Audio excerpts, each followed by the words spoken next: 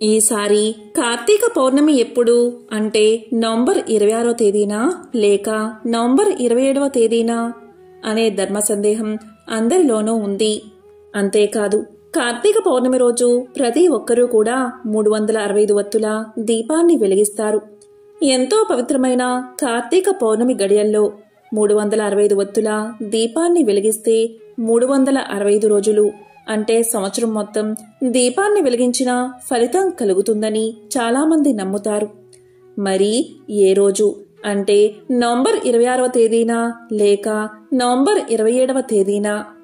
ఏ రోజు 365 వత్తుల దీపాన్ని వెలిగించాలి?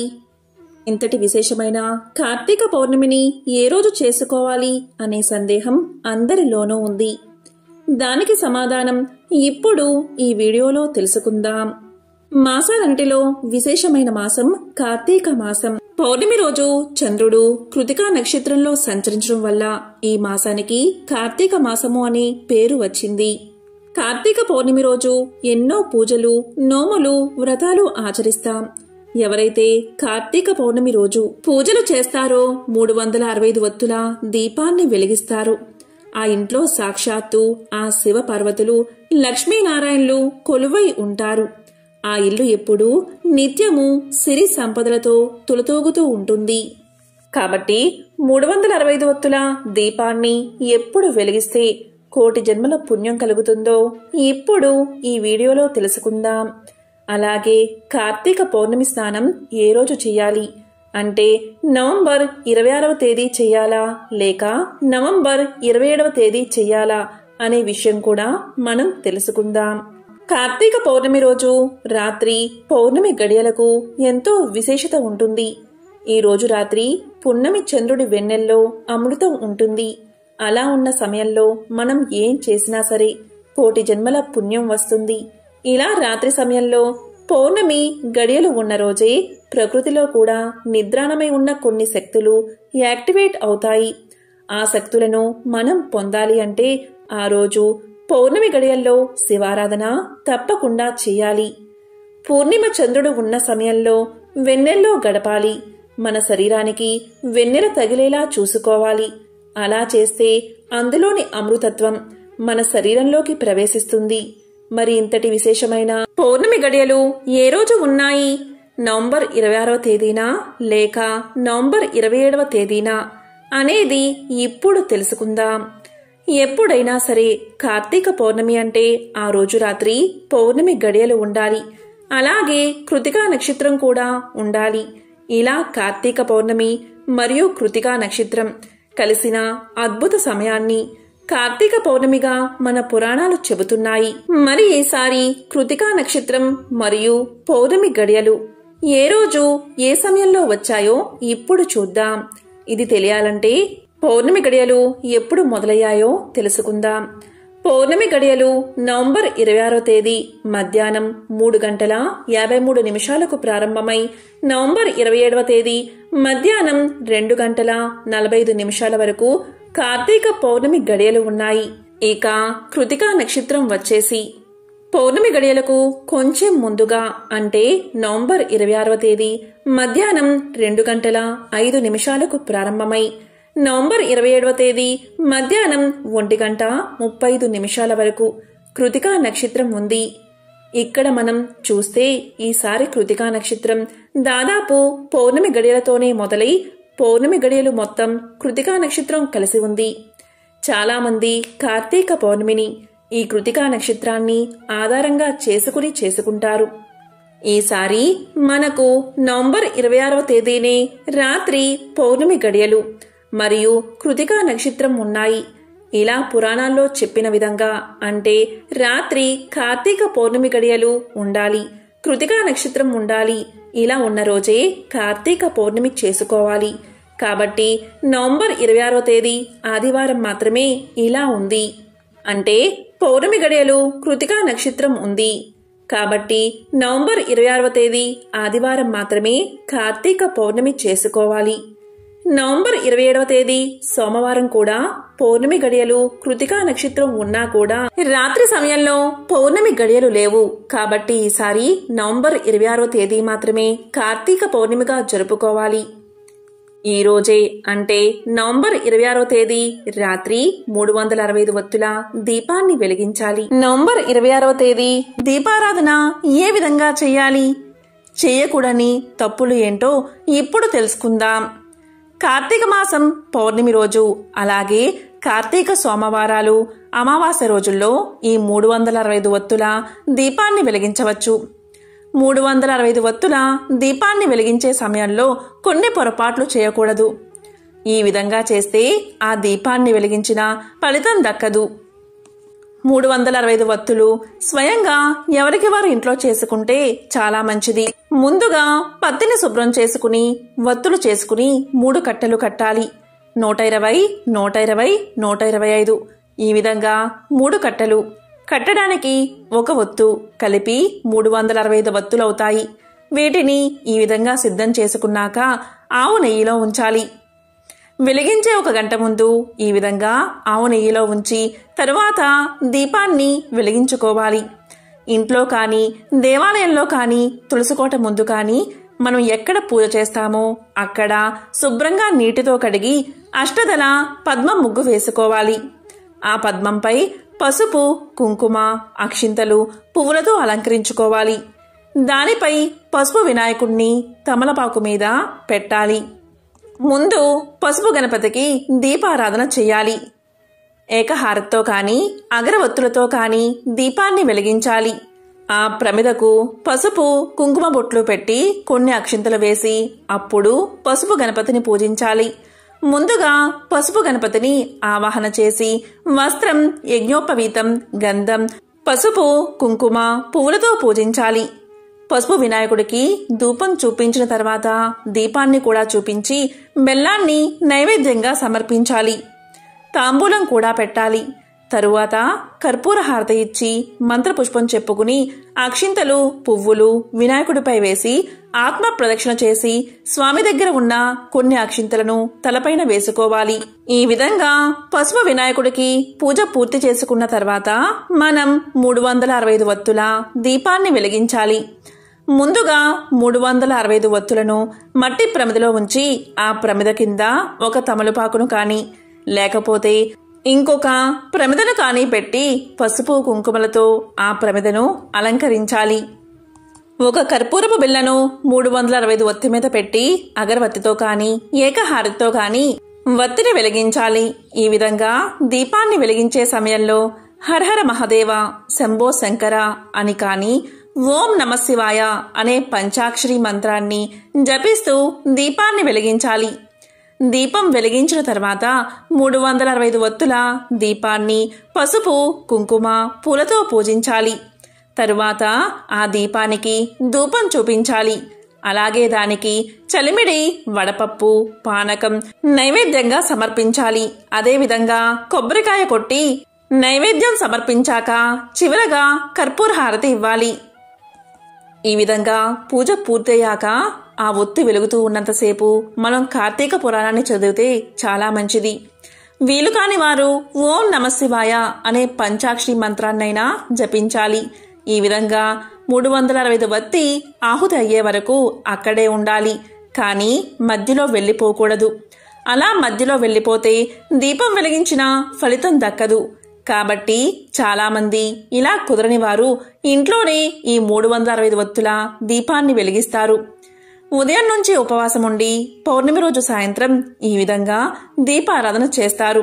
అదేవిధంగా చాలా మంది ఉసిరికాయ దీపాన్ని కూడా వెలిగిస్తారు. మరి కొంచెం మంది బియ్యం పిండితో ప్రమిదలు చేసి ఆవు నెయ్యితో దీపాన్ని వెలిగిస్తారు. ఈ విధంగా దీపారాధన చేస్తే ఎంతో విశిష్టమైన ఫలితం కలుగుతుంది. దీపారాధనకు ఆవు నెయ్యి దొరకకపోతే నువ్వుల నూనె కూడా వాడవచ్చు. కార్తీక పౌర్ణమి రోజు ఆవుకు గ్రాసం తినిపిస్తే సర్వదేవతల ఆశీస్సులు మీకు కలుగుతాయి. ఈ విధంగా 365 వత్తుల దీపం ఆహుతి అయ్యాక అక్కడ కొన్ని నీళ్లు చల్లి చేత్తో మొత్తము కూడా శుభ్రం చెయ్యాలి. దాన్ని ఎవరూ కూడా తొక్కకూడదు. వచ్చిన బూడిదను నీటిలో కలిపి మొక్కల మొదట్లో పోయాలి. ఈ విధంగా 365 వత్తుల దీపారాధన చేసి సంవత్సరం మొత్తం దీపాన్ని వెలిగించిన పుణ్యఫలం పొందవచ్చు. ఈ రోజు ముఖ్యంగా ఇంటి ముందు తులసికోట దగ్గర దీపాలను వెలిగిస్తే సర్వ పాపాలు తొలగి శుభం కలుగుతుంది. దీపం వెలిగించే అవకాశం లేనివారు శివాలయంలో ఆవు నెయ్యిని సమర్పించినా చాలు. దీపారాధన చేసిన ఫలితం మీకు కలుగుతుంది. ఈ రోజు దీపం వెలిగించడం వల్ల అన్ని కోరికలు నెరవేరతాయి. కార్తీక పౌర్ణమి రోజు నమక, చమక, మహాన్యాస ఏకాదశ రుద్రాభిషేకం చేస్తే శివుడు ప్రసన్నుడవుతాడని పురాణాలు చెబుతున్నాయి. కార్తీక పౌర్ణమి రోజున ఉసిరికాయలను దానం చేయడం వల్ల దరిద్రం తొలగిపోతుంది. లలితాదేవిని కార్తీక పౌర్ణమి రోజు భక్తితో సహస్రనామాలతో పూజిస్తే ఆ దేవి సకల ఐశ్వర్యాలను కలగజేస్తుంది. ఈ కార్తీక పౌర్ణమి రోజున విష్ణు ఆలయంలో స్తంభ దీపం పెట్టిన వారు శ్రీ మహావిష్ణువుకి ప్రీతి పాత్రులవుతారు. ఆ దీపాన్ని చూసిన వారి సకల పాపాలు తొలగిపోతాయి. శివకేశవ భేదం లేని పరమ పవిత్రమైన మాసం కార్తీక మాసం. ఈ కార్తీక పౌర్ణమి రోజున జరిగే జ్వాలా తోరణ దర్శనం చేస్తే సర్వ పాపాలు తొలగిపోతాయి. జ్వాలా తోరణ దర్శనం చేస్తే భూత, ప్రేత, పిశాచ బాధలన్నీ నివారించబడతాయి. కార్తీక జ్వాలా దర్శనం వల్ల మానవులకు, పశుపక్షాదులకే కాదు క్రిమి కీటకాలకు సైతం పునర్జన్మ ఉన్నదని పురాణాలు చెబుతున్నాయి. నవంబర్ 26వ తేదీ ఉదయం యథావిధిగా తులారాశిలో స్నానం చేసి ఆ రోజంతా ఉపవాసం ఉండి నక్షత్ర దర్శనం తర్వాత అంటే రాత్రి సమయంలో నవంబర్ 26వ తేదీ సాయంత్రం 6 గంటలు దాటిన తర్వాత మళ్లీ పూజ చేసుకుని 365 వత్తుల దీపాన్ని గుడిలో లేదా ఇంట్లో వెలిగించుకోవాలి. ఇక్కడ ఒక విషయం గుర్తుపెట్టుకోండి. కార్తీక పౌర్ణమి రోజు నదీ స్నానం చేస్తే అత్యంత పుణ్యం మీకు కలుగుతుంది. ప్రతి ఒక్కరూ కూడా సముద్ర స్నానం, నదీ స్నానం చేయలేకపోవచ్చు. అలాంటి వారు ఇంట్లోనే ఉండి సముద్ర స్నానం, నదీ స్నానం చేసిన ఫలితాన్ని పొందాలి అంటే మీరు స్నానం చేసే ముందు చిటికెడు కల్లు ఉప్పు అంటే సముద్రపు ఉప్పును ఆ నీటిలో వేసుకుని దానితో స్నానం చేయండి. నవంబర్ 26వ తేదీ అంటే కార్తీక పౌర్ణమి రోజు ఈ విధంగా స్నానం చేసినా కూడా కార్తీక పౌర్ణమి స్నాన ఫలితం 100% దక్కాలి అంటే నవంబర్ 27వ తేదీ ఉదయం సూర్యుడు తులారాశిలో ఉండగా అంటే తెల్లవారుజామున 3 గంటల 30 నిమిషాల నుండి 5 గంటల 30 నిమిషాల మధ్యలో కార్తీక పౌర్ణమి స్నానం చేయాలి. వివరంగా చెప్పాలి అంటే కార్తీక పౌర్ణమి రోజు కార్తీక దీపం అలాగే కార్తీక స్నానం చేస్తే చాలా మంచిది. కార్తీక దీపం ఎప్పుడు పెట్టాలి అంటే రాత్రి సమయంలో. నవంబర్ 26వ తేదీ మధ్యాహ్నం నుంచి పౌర్ణమి గడియలు మొదలై నవంబర్ 27వ తేదీ మధ్యాహ్నం ముగుస్తున్నాయి. కాబట్టి నవంబర్ 26వ తేదీ రాత్రి సమయంలో పౌర్ణమి గడియలు ఉన్నాయి కాబట్టి నవంబర్ 26వ తేదీ దీపాన్ని వెలిగించాలి. 365 వత్తుల దీపాన్ని వెలిగించాలి. ఇక పౌర్ణమి స్నానం ఎప్పుడు చేయాలి అంటే సూర్యుడు తులారాశిలో ఉండగా అంటే ఉదయం 3:30 నుంచి 5 గంటల 30 నిమిషాల లోపు చేయాలి. నవంబర్ 26వ తేదీ మధ్యాహ్నం పౌర్ణమి గడియలు మొదలై నవంబర్ 27వ తేదీ మధ్యాహ్నం పౌర్ణమి గడియలు ముగుస్తున్నాయి. ఇలా చూస్తే నవంబర్ 26వ తేదీ ఉదయం అంటే తెల్లవారుజామున సూర్యుడు ఉదయించే సమయంలో అంటే తులారాశి సమయంలో పౌర్ణమి గడియలు లేవు. నవంబర్ 27వ తేదీ మధ్యాహ్నం వరకు పౌర్ణమి గడియలు ఉన్నాయి కాబట్టి కార్తీక పౌర్ణమి స్నాన ఫలితం మీకు 100% దక్కాలి అంటే నవంబర్ 27వ తేదీ ఉదయం కార్తీక పౌర్ణమి స్నానాన్ని ఆచరించాలి. ఇక్కడ మీకు సందేహం కలగవచ్చు, ఎందుకు తులారాశి సమయంలోనే కార్తీక పౌర్ణమి స్నానం ఆచరించాలి అని. ఎందుకు అంటే ఈ సమయంలో నీటిలో గంగాదేవి, అగ్నిదేవుడు ఉంటారు. సమస్త తీర్థ దేవతలు కూడా ఆ సమయంలో నీటిలోనే ఉంటారు.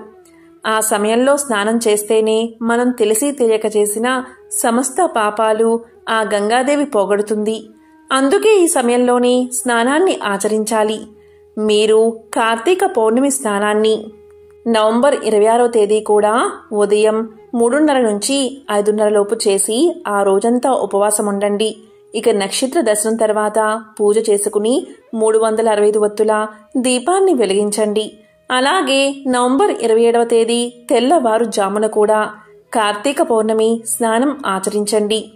ఇలా చేస్తే 100% స్నాన ఫలితం మీకు దక్కుతుంది.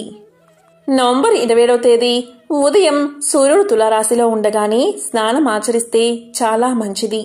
ఇది కుదరని వారు కనీసం పౌర్ణమి గడియలు వెళ్లేలోపు అంటే నవంబర్ 27వ తేదీ మధ్యాహ్నం 2:45 లోపు ఖచ్చితంగా అందరూ కూడా కార్తీక పౌర్ణమి స్నానాన్ని చేయండి. నవంబర్ 26వ తేదీ మధ్యాహ్నం 3:53 నుంచి మీరు సముద్ర స్నానాన్ని చేయవచ్చు. మనం నిత్యం పనుల్లో ప్రతిరోజు దీపారాధన చేయడం కుదరకపోవచ్చు. అందుకే ఈ కార్తీక పౌర్ణమి రోజు 365 ఒత్తుల దీపాన్ని వెలిగించి 365 రోజులు దీపాన్ని వెలిగించిన ఫలితాన్ని పొందండి. ఇలా సంవత్సరం మొత్తం దీపారాధన వెలిగించిన ఫలితం రావాలి అంటే మీరు ఖచ్చితంగా నవంబర్ 26వ తేదీ రాత్రి 365 ఒత్తుల దీపాన్ని వెలిగించండి. ఇక ఇక్కడ విశేషం ఏంటి అంటే నవంబర్ 27వ తేదీ సోమవారం కార్తీక పౌర్ణమి గడియలు కూడా ఉన్నాయి. అందున కార్తీక సోమవారం. ఈ కార్తీక సోమవారం మధ్యాహ్నం వరకు పౌర్ణమి గడియలు ఉన్నాయి. అలాగే సూర్యోదయ సమయంలో కూడా కృతికా నక్షత్రం ఉంది. ఈ రోజు కార్తీక సోమవారం కాబట్టి ఈ రోజు ఉదయం కార్తీక స్నానాన్ని ఆచరిస్తే ఒకేసారి కార్తీక సోమవార స్నాన ఫలితం అలాగే కార్తీక పౌర్ణమి స్నాన ఫలితం ఒకేసారి మీకు లభిస్తాయి. ఇలా కార్తీక సోమవారం కార్తీక పౌర్ణమి గడియలు వచ్చిన ఈ రోజు ఎవ్వరూ కూడా అస్సలు వదులుకోవద్దు. నవంబర్ 26వ తేదీ రాత్రి పున్నమి కాంతి ఒంటికి తగిలితే చాలు సమస్త దోషాలు తొలగిపోతాయి. మీకు ఉన్న నరదృష్టి నరఘోష తొలగిపోతుంది. అఖండ ఐశ్వర్యం కలుగుతుంది. అదేవిధంగా ఈ అద్భుత పౌర్ణమి గడియల్లో బకెట్లో నీటిని నింపి ఆ నీటిని వెన్నెల్లో పెట్టి గంట తర్వాత ఆ నీటితో స్నానం చేస్తే చాలా స్నానం చేసినా వారి ఒంట్లోకి అమృతత్వం ప్రసరిస్తుంది. ఎందుకు అంటే చంద్రుడిలోని చల్లదనాన్ని అమృతత్వాన్ని కేవలం నీరు మాత్రమే ఎక్కువగా గ్రహిస్తుంది. అలా ఈ పున్నమి కాంతిలో నీరు ఉంచి దాంతో స్నానం ఎవరైతే చేస్తారో వారి ఒంట్లోకి అమృతం ప్రవేశించి తెలియని దైవిక శక్తి వారి ఒంట్లోకి ప్రవేశించి ఎంతో ఆరోగ్యాన్ని కలిగిస్తుందని పురాణ గ్రంథాలు తెలియచేస్తున్నాయి. ఈ విధంగా మన పూర్వీకులు పల్లెటూరులో కార్తీక పౌర్ణమి రోజు అందరూ స్నానం చేసి ఎన్నో అద్భుత ఫలితాలు పొందారు. ఇక వ్రతాలు, నోములు, సత్యనారాయణ స్వామి వ్రతం, నీటిలో దీపాలు వదలడం, చంద్రారాధన, తులసికోట పూజ, లలితా సహస్రనామాలు పారాయణం చేయడం ఇవన్నీ కూడా పౌర్ణమి గడియల్లో నవంబర్ 26వ తేదీన జరుపుకోవాలి. ఇక నవంబర్ 26వ తేదీ సాయంత్రం సూర్యాస్తమయం 5:35 అవుతుంది. ఇక్కడి నుంచి అందరూ కూడా 365 ఒత్తులను వెలిగించుకోవడం, వ్రతాలు, నోములు చేసుకోవచ్చు. కాబట్టి ఈసారి నవంబర్ 26వ తేదీ రాత్రి మాత్రమే కార్తీక పౌర్ణమిని జరుపుకోవాలి. 365 ఒత్తులు వెలిగించాలి. ఇక కార్తీక సోమవారం అలాగే కార్తీక పౌర్ణమి గడియలు కలిసిన నవంబర్ 27వ తేదీ కార్తీక పౌర్ణమి స్నానాన్ని ఆచరించాలి. ఓం నమః శివాయ. ఓం నమో నారాయణాయ.